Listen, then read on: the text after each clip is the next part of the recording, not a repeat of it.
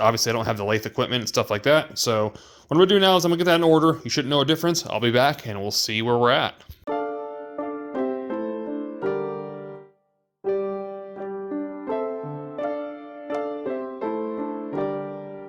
All right, head is pulled, and it's all organized down there. Also, you'll see the carburetor sitting down there. Many people probably would have already taken, again, that carb off. However, I didn't feel like it, and I don't really give two craps about what other people do. So, day late, dollar short, and I'm okay with that. But looking at the head now, it's time to kind of take a look at the gasket here and see maybe where the failure was. It's tough to say because a lot of times that gasket pulls apart when you separate it. That, you know, all the stuff that you don't see here is probably stuck to the head. But if I look at one piston that looks different, it's going to be our bad piston. You'll see it kind of looks a little bit more steam clean than the other. And so you kind of want to look for the water jacket side of it where it would basically have a separation in getting into the head. I don't see anything on this side, so it's time to peel it up if possible. And look at the bottom side of it here. It looks like everything really looks somewhat okay. I do see on the edge right here where the sealant is all gone, and it is not stuck to this, so that could have been potentially our problem there. But either way, we know at some point somewhere this thing was failing, so we're not going to dawn on why, we just know that it was. I'm going to assume that the head isn't warped. I'll go through with some straight edges to try to get my best detail laying it flat to see if it is or not. But it is what it is at this point. It's time to pull these pistons out right now and start replacing them. And the pistons are taken out. Good news is they look fantastic. There's really no damage on those pistons, and they were nice and tight. Even better, our cylinders are absolutely perfect. There is not a mark in not one of these cylinders, so I'm excited about that. It's time to put these new pistons back in. Something to keep in mind with the way this engine's going, I guess this would be the front side. The small bubbles or the small nipples on there will be facing towards the front side along with the arrow. Typically, when it comes to a piston, every time you have an arrow on it, the arrow typically faces the exhaust, so combustion is going outward, so kind of something to keep in mind. But I'm going to go ahead and start putting this thing back together. You guys don't need to see all that. You guys have seen everything that I needed to show. It's time to get this thing together and get this stupid thing in the bike. Alright guys, so the engine is fully back together now. I went ahead and gave it a few days for all the gasket stuff and material and whatnot to dry. We got the new head gasket on, we got everything timed. We got the new spark plugs in, compression tested, everything's good across the board. You can see there's a pile of old parts over here that we took out. And now what it's time to do is it's time to get this thing cleaned up because you can see it's filthy. I'm not putting this back in a bike the way it looks. It looks absolutely awful. I do have to get an oil filter on it before I do that. I don't want any moisture get in there, but I do have a new one to put on it. So I'm going to put that on there. I'm going to pressure wash this thing, and then we're going to get this thing back into the bike so we can start this thing up and make sure that it runs perfect like it should. Alright guys, so the motor was officially pressure washed. If you look over here, it actually turned out pretty darn good. It wasn't perfect because it's like high 30s, low 40s right now, and it's freezing. And when the motor decides to fight back and do a 180 spray back in your face about 5 different times, eventually you say, screw it, this is good enough. So, nonetheless, it's pretty clean, and it's time to get back on this build as you see right here. So what I'm going to do right now is I'm going to throw the motor back in. We need to get everything hooked up and put basically a temporary pump on it to make sure that the motor starts and runs good.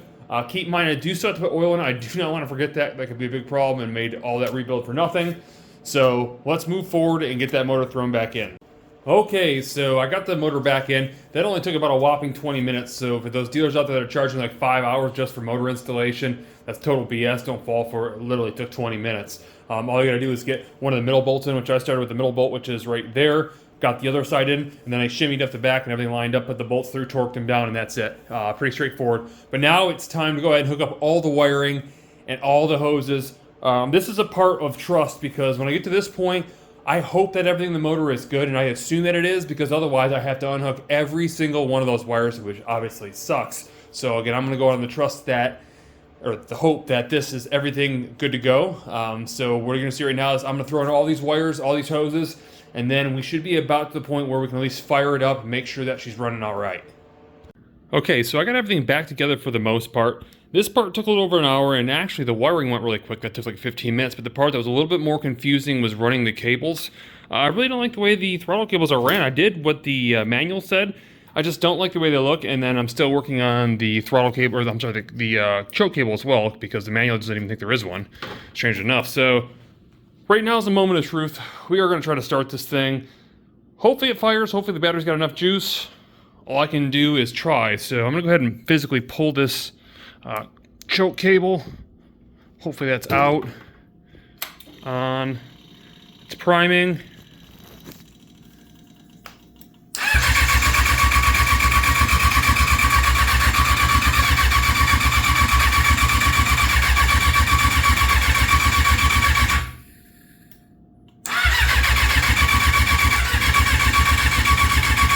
I'm not sure that the choke cable is actually pulling closed. I can't tell because I have this tank sitting on it. It does have old gas in it, but I didn't have a choice at this point. I'm just trying to get the thing fired. I'm trying to pull this thing and hit the start button. Well, there it goes. Well, we know it runs. So what I'm gonna do right now is I'm gonna get the choke cable hooked up like it's supposed to be hooked up. It actually sounded pretty good without having a muffler on it. It wasn't actually that loud, but I didn't hear knocking, so it's good noise. Or news, I guess. Let me get this thing fired up real quick. After I get the clutch on, and we'll see actually how it runs when it warms up. All right, let's try round 2 with the choke on.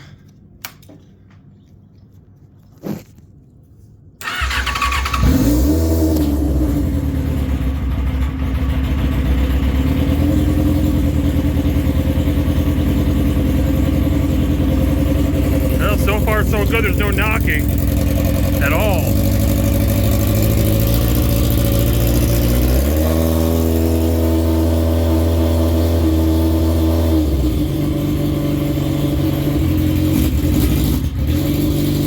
Up yet. I'd say we did something right. Sounds real good.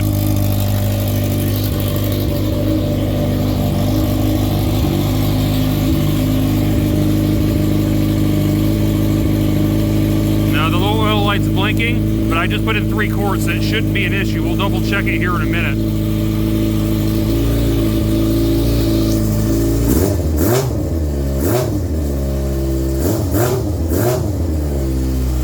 Again, we want to keep the RPMs relatively low until this thing gets worked in and worn in. Probably a good 100 miles. I think we did pretty good, guys. It looks really good. Let's continue forward, quit putting this thing off and get this thing finished up.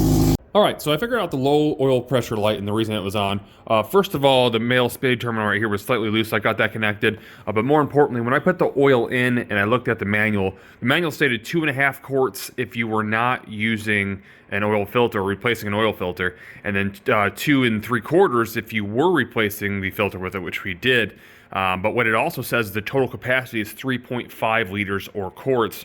And essentially what that means is that when you look at this thing and you totally tear the motor down, which they're not accounting for, you lose a lot of more oil. For example, this piece right here, that holds a lot of oil.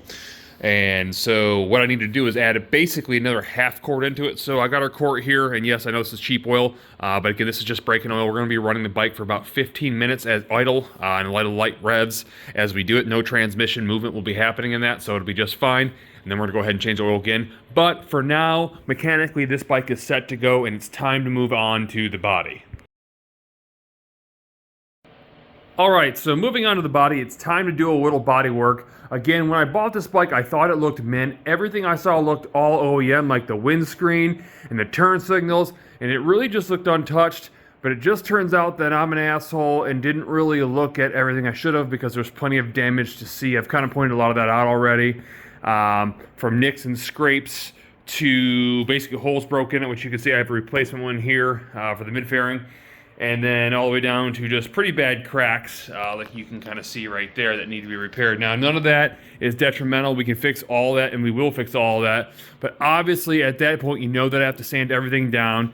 And as much as I like the original paint scheme, come on, guys, you know we're not going to do that. We got a whole different paint scheme. We're going to make it a little bit more modern, a little bit better looking, but not changing really a whole lot of the stock form. So I'll show you the colors here as it comes up shortly. But for now, we need to get to some of this fix. I'm going to start off with the very hardest part of this part here. And I guess late 90s or early 2000s, Yamaha decided that rather than painting these bikes, it was going to be a lot cheaper to just do everything in sticker. So pretty much everything from like here all the way down to here, it's all sticker. It's going to suck getting this hull off, but I can't do anything until I get all the stickers off these panels. Again, I hate doing that. I hate losing this paint scheme, but there's just so much damage that I have to take them off anyways to really get a good paint job on it. And being that this mid-fairing now is blue and not red, well, obviously I'd have to change the whole thing. I can't get a hold of probably one of those stickers. So we're going to have to change everything. We'll get into exactly what that is. But for now, I'm going to take a heat gun. I'm going to do my very best to get all this off. I won't make you watch all that because it's super annoying. But I'll get everything cleared off and I'll show you exactly what that looks like when it's all been removed. Okay, so I finally got all those stickers off these darn things, with the exception of that blue one, which some of them weren't coming off because somebody sticker bombed it and they're idiots. But more so to the executive and upper management at Yamaha that thought it was a good idea to put all these stickers on this thing. There's a big bird flying in the air for you, if you know what I mean. Nonetheless, it's time to get a couple of these things fixed. The sanding and whatever is the easy part. Right now, I got to get the face of this sanded down because we've got a lot of plastic to melt. I'm not 100% certain that I can save this panel because, as you can see here, this is cracked here. It's also cracked there, cracked all the way through here. So again, it may not be salvageable, but if it is, I'm going to do my best to try right now. So I'm going to get out the plastic welding kit, we'll do our best to try to get that thing fixed, and if not, I'll have to order another one. Okay, and so the first panel is done as far as plastic mending and melting and filling in the gaps that were not there, that had basically big holes in them. Yes, it's not pretty, but it will be right now. It's just the basic mold. As you can see here, it's solid. It's not breaking. I can flip it around. It's been reinforced with screening, so it's not going anywhere. Then what we're going to do right now is we're going to go ahead and sand everything down. We'll fill it in with some body filler as we should, and then you'll never know that any of that damage was there. I'm happy to say, though, it did turn out pretty good, and it was definitely kind of an eyesore. I didn't think I'd be able to save it, but it actually turned out pretty nice. Now, that said, if I didn't have to wait, I would have just spent 50 bucks and got a new one, but because I don't want to wait, I decided to go ahead and get it done now so I can get this build finished for you guys. So let's go ahead and move forward. We got some other sanding to do. It's kind of at the sanding point. I don't think I have any more plastic repairs that I know of offhand. So again, we'll start sanding, get these things ready for paint. Okay, and we got all the body panels done with the exception of the fenders, which I'm still on edge of what I'm going to do yet, whether I'm going to keep them black or make them silver. And we're on to the final part, which is, yes, you guessed it, the fuel tank. Fortunately, these aren't all stickers on the fuel tank, which is kind of nice. This obviously is. That has to get peeled off. We have some tape right here that has to go. And somewhere around here, I believe it's right there. Yeah, it has a little tiny dent that I gotta get rid of. Other than that, the fuel tank's actually pretty darn clean. This should be an easy fix for me. So I'm going to go ahead and get everything sanded down, and then we'll move forward with some paint. Okay, so right now we are going to start spot spraying with some primer. We have a mix of both filler primer and self-etching primer. The self-etching primer is going to go ahead and go on the bare metal, so the paint will adhere to it. The filler primer will go on the different layers of paint, mostly plastic, to kind of help fade in the areas that might be a little bit lower than others. Then we're going to go ahead and move on to paint, and I will discuss with you exactly what the scheme or the design of this paint and the colors are going to be. Alright, and so with all the body panels spot sprayed with primer, it's time to move forward and talk about our colors that we're going to do in paint. Okay, and moving on to our colors of choice. Now this one's going to be a little bit more difficult than you might think because we're trying to keep everything on the bike silver rather than painting like the frame and swing arm and everything black. The black is what really modernizes bikes, and now we're taking an older bike and trying to modernize it but keeping it with that older silver style. So it's going to be a little bit difficult compared to what we've done in the past. However, I think it's very, very much possible. So with that said, we know we're keeping the frame, swing arm, and the engine all silver like you see right there. Our main color of choice is going to be that right there, circuit blue. Now that is a blue pearl, and to get the color that we're trying to achieve here, while yes, it does look like Yamaha blue, it is a little bit lighter and it doesn't have quite the purplish tint, though the reflection kind of gives it that color. We have to spray a gloss black base coat. That's what's going to bring that pearl out. You can do white, but I'm choosing to do black because I want it a little bit on the darker side. So this is going to be our base color right here. And then on top of that, we are going to do a matte to satin clear. So it ought to give it really a kind of cool modern look there. And our accessory color number one is going to be silver. And that's actually our Viper silver right there. And there's not going to be a whole lot of that, but it's just going to be enough, I think, to tie in the color silver to the frame and everything else to kind of give it that more modern look. And last but not least, we are going with our main accessory color, which is electric beam yellow, made by Mercedes-Benz. Now I'm going to tell you, this paint is not cheap at all whatsoever. Even a Dimensions paint, it's very, very expensive. And to give you an idea of better color it is, it looks a lot like this fluorescent yellow that you see right here. Now, of course, we're not using Krylon. I'm just showing that for example. As far as what's getting paid and what's not, you guys are going to have to watch to the very end to see the reveal, to see how this thing looks. I'm pretty confident with the decals and everything, which are going to be somewhat minimal. This is going to come together really, really well. Let's get to the paint booth. Alright guys, so we are ready to paint now. We have our temporary paint booth set up. One of these days I'll probably buy at least an inflatable, but for now this is just the way I do it. I am kind of locked in between the lift, so it's not great, but there's still plenty of room to paint a bike. So, time to move forward. Right now, all the panels are ready. I'm going to go ahead and spray our base. I'm going to start with spraying the bottom side of everything. And the reason why is obviously you don't want to see red coming through on the insides of the fairings when you're looking in from, let's say, the top down. So I'm going to spray the insides with the base. We'll let that dry. I'll flip it over. I'll do another base, which is going to be our black base that you see right there. After that sprayed, we'll let that dry for a short period of time, and then we'll start moving forward with our pearls. Okay, so as you would expect, it was a pain in the butt spraying in here. Obviously, there wasn't enough room between dust and parts touching plastic and everything else. It sucked. But I got everything done for the most part as far as the base and the blue. We still have to do the silver and the yellow. Those will come here soon. I don't know how I feel about the satin. So when you look at the color, I kind of wish I would have went with a white background. It would have made the blue pop a little better, though the blue still does look good. It's not as bright as it probably would have been with the white. I probably shouldn't have listened to the manufacturer, but it is what it is. I can tell you that with the gloss, the color looks really nice. As it dries, because it's a satin clear, it looks like spray paint. I'm not really excited about it, I'm gonna be honest with you. It's kind of hard to tell on camera. I'm just not really excited about it. I didn't get a whole lot of trash. There is some trash. If you look hard enough, you can definitely see it. It's not perfect, but what do you expect? What we're dealing with right now, it's a filthy mess right now. So the panels are all sprayed. Some of them are on the other side here drying right now. I didn't have enough room, and actually I had those sitting on the side. I totally forgot about, didn't even paint them, and was like, wait a minute, I'm missing a mid-fairing. And then I saw the lower, I'm like, crap. Anyways, it's all done now. I'm gonna let it all dry, and it'll probably be tomorrow. We'll start spraying the yellow and the silver base as the accents to get this thing set up and ready to go. So let's hope it looks good when it's all done. Like I said, it's not my favorite color like I was really hoping to do the way it looked inside that bag. I think it would have been with white, but it is what it is at this point. We got to work with what we got. So let's move forward. Okay, so now we're done with the silver. The only thing we have left is that fluorescent yellow. Fortunately, the only thing that we're painting fluorescent yellow, it's going to be the wheels. Everything else is actually going to be decals, so there's not a whole lot of it, but there's enough that it's going to take a little bit of work to get done. Happy enough to say that the panels are all finally done for the most part. They didn't come out perfect, and I'm gonna be honest with you, I hate this blue. It's not the blue that I wanted it to be. I hate to say that. I don't like to use that word really. I just don't like it. It's not what it was said to be, and I don't want to repaint it, so I have to try to deal with this right now. I have one other thing going on, as you can kind of see right here. I taped everything off when I was getting ready to spray the clear, and I had to leave for a couple hours, and unfortunately I left it on there a little bit too long, the tape that is, and it left a little bit of, I guess, fogginess in the clear here that was from yesterday. Now, I'm sure I could probably buff that out, but again, I've never worked with this satin clear before, so I have to figure out what all is entailed in as far as is getting, stuff like that out of the paint. So I got a little bit of something to work on there, but like I said, all the panels that had silver on them are all right here. Those are done. It's probably time to start getting ready to get these things put on. So as of right now, I'm gonna get the wheels off the bike. We're gonna start painting those the yellow they're supposed to be.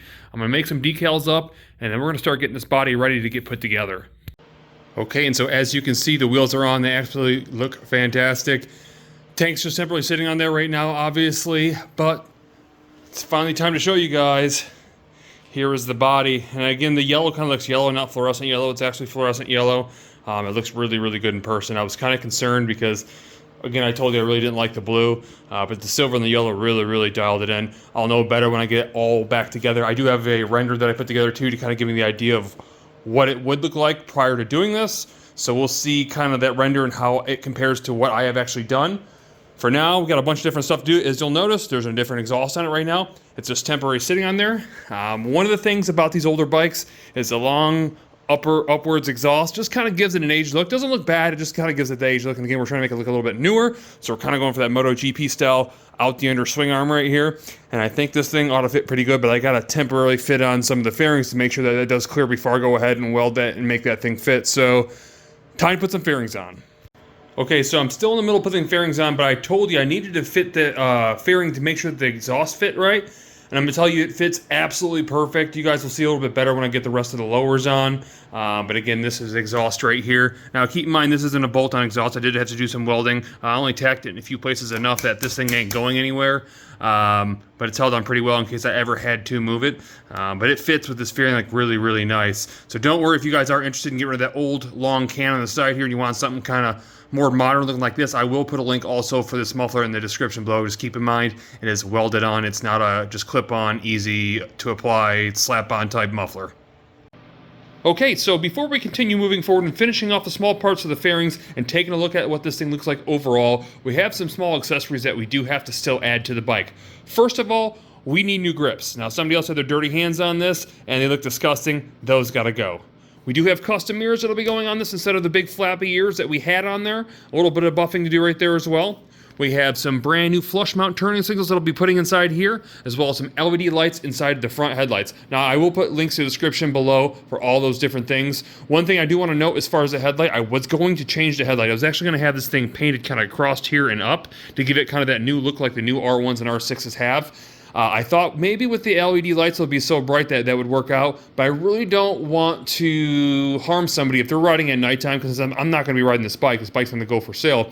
I didn't want to take a chance of somebody obviously having an accident because they couldn't see well with the headlights, so I decided to X that, but I do think it'd look very sick. And last but not least, you'll see that there is a big hole in the seat right here. We have to replace that cover right now, so let's do it.